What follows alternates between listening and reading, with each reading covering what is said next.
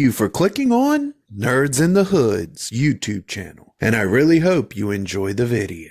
This is your homie here, the creature known as Rex the T-Rex. On today's video, I will be reviewing the 2016 film Shin Godzilla. The plot for the film is something has surfaced in Tokyo Bay as the Prime Minister of Japan pleads with the public to remain calm. A horrific creature of tremendous size makes landfall in the city, leaving death and destruction in its wake. Then it evolves. For the cast of the movie, we've got Hiroki Hasegawa as Rando Higuchi, Satomi Ishihara as Kyoko Ann Patterson, Rin Osugi as Prime Minister Seiji Okuchi, and Kimiko Yo as Riko Hanamori, the Defense Minister. If I mispronounced any of the names, my bad. For this movie, we have the director listed as Shinji Higuchi, and we also have a chief director listed who is Hideki Anno. This film was written by Hideki Anno. This movie was filmed in Tokyo, Japan. Just to let you know, there are two versions of this movie. One is the original Japanese film with the original Japanese audio and American subtitles so you can understand what's going on throughout the course of the film. And the other version is called the English dubbed version, in which case it just replaces all the Japanese audio with English audio. For this movie, I chose to watch the Japanese audio with English subtitles. One of the cool things about the Godzilla franchise over the years is that they've never resorted to really remaking any of the films. Every time they make a bunch of movies and it'll go from Godzilla being the big monster of the film and humanity being introduced to the Godzilla for the first time. And then you'll get some movies where he fights other monsters and they'll introduce other monsters. But after a while, they'll just go back to the beginning and do another movie that's Godzilla being reintroduced to humanity. And every time they do this, they manage to find a way to keep it entertaining, interesting, and never really ever feeling like it gets repetitive at all. Like, they have turned this into an art, really, at being able to consistently just being able to produce Godzilla movie after Godzilla movie, taking breaks here and there to give Godzilla, a little time to breathe, give the public a little time to want it again. And then they give us more Godzilla. And it's amazing that Godzilla has survived through all these years. And every time they go back to the beginning, it's always a new vision. A new viewpoint, or in the case of this film, you get Godzilla himself kind of reimagined in a new way, and it really works out and it really delivers. And I'm gonna tell you, they keep going like this. Godzilla gonna be around forever. The opening for this film does amazing at setting up the story while also showing that for this film, we will be following it from the point of view of the government officials who are trying to deal with this giant monster, Godzilla's first appearance and first time being on land and everything. And they do amazing at setting all this stuff up while also making sure that it's completely entertaining and you don't feel like you're watching some boring government dribble the whole time. For this film, we get a completely original version of Godzilla that is specific to this movie. He's not any other version you've seen before or after this one came out. This version of Godzilla really is very unique and original in both presentation and some of his abilities. For this movie, we get a more story-heavy film that has Godzilla properly spread throughout it so that you're getting just the right amount of Godzilla while the film is able to completely focus and entertain you with its story. One of the things that this movie does with making Godzilla different from the other variants and versions is it decides that they want Godzilla to evolve from one form to another form and then to another form until eventually you get to the Godzilla that you are used to seeing.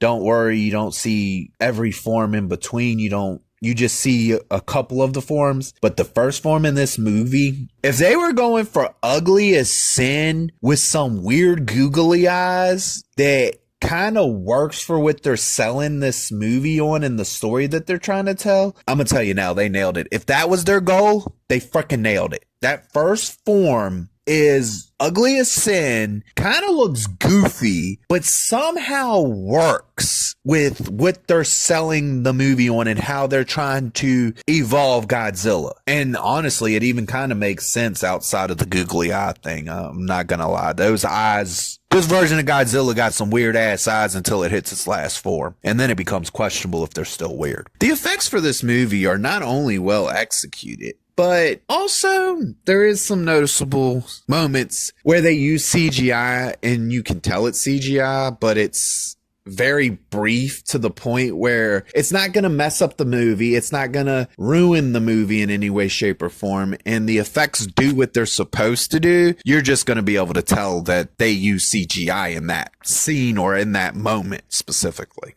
The destruction caused by Godzilla each time he's on land is well executed and stands out every time that they do it. The acting for this movie is just amazing. This shit is peak. It is the best acting I've seen. And it's one of the reasons I will wholeheartedly suggest that if you watch this movie, please watch it with the original Japanese voicing with subtitles. It is worth it just for these performances. Because, yeah, no, I can't speak Japanese, but I can tell you when somebody's a good actor. I don't have to speak the same language they speak to understand that what they're doing is good and be able to comprehend that they're delivering on some peakness.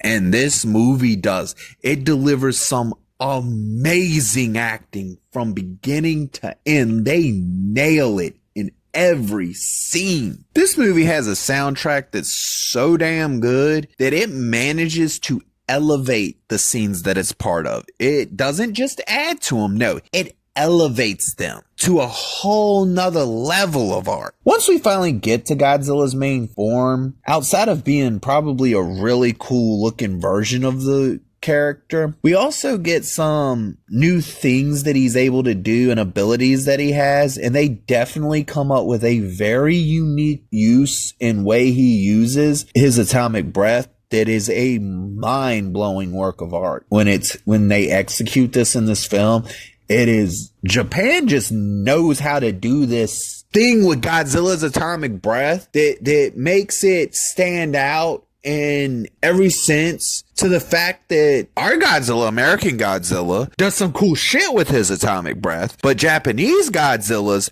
atomic breath always looks mind-blowingly awesome. Like, and this movie delivers. It really delivers on the atomic breath in a way that no other Godzilla movie has done, and uses it in a way that no other Godzilla movie has done, that makes it really stand out while being mind-blowing at the same time. This movie has some seriously intense moments throughout it. Like, the intensity gets beyond max in a lot of scenes. The intensity in this movie hits levels that I don't even think a lot of horror movies have ever hit. And the weird part is yes, some of those intense ass moments are during Godzilla scenes, but the most intense moments in the whole damn movie revolve around conversations. And you can feel the intensity in these conversations.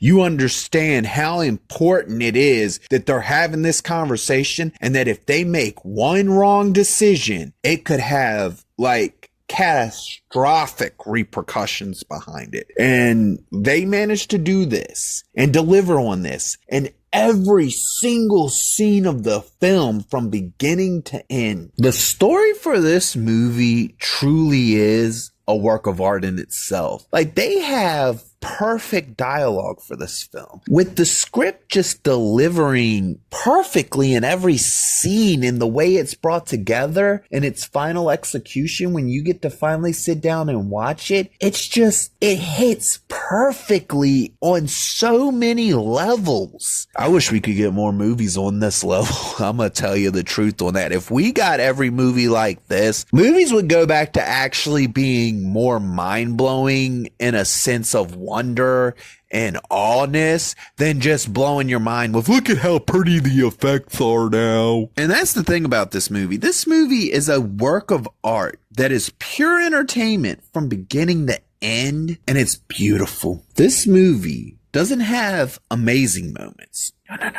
It has amazing badass moments that just stand out. And I'm not joking. This movie has some serious badass moments in it that are just wow levels of not only a badassery, but just amazement. For this film, we get a mind-blowing third act that not only wraps up the story, but does it in a way that it's unforgettable. It's literally one of the craziest third acts, and it ends in a way that's just full blown. It's gonna blow your mind. It's just gonna blow your fucking mind. This is one of those movies that I think needs to be studied and should be seen by anybody who wants to make a movie, whether it be a director, a writer, you want to get into visuals, you want to get into sound. Watch this film. I'm telling you, this movie is amazing and worth it, and will even show you what you should be aiming to achieve. You don't have to make a Godzilla movie. That's not what I'm saying. I'm saying when you make a movie, this is the type of shit you should be making. This should be your goal. Making works of actual art. Shouldn't be about no Oscars. It shouldn't be about $1 billion. It needs to be about a work of art. Because I'm going to tell you right now, you start making movies like this, you start making movies this damn good again, you'll get your $1 billion. Because people are going to want to see shit like this. Because trust me, this is one of them movies, it's worth watching, and I could almost watch it on repeat on a daily basis. It stands out in every aspect, and the acting is just mind-blowing how just phenomenal everybody does in this film. And that's the reason it gets the rating that it gets. This movie gets the rating of now that was something special. Do the homie a favor. If you like the video, hit that like button. If there's something you would like to specifically see me review, whether it be a book, a movie, or a video game, drop that in the comments section down below. And don't forget to hit the subscribe button so you can get more of the homie, Rex the T-Rex.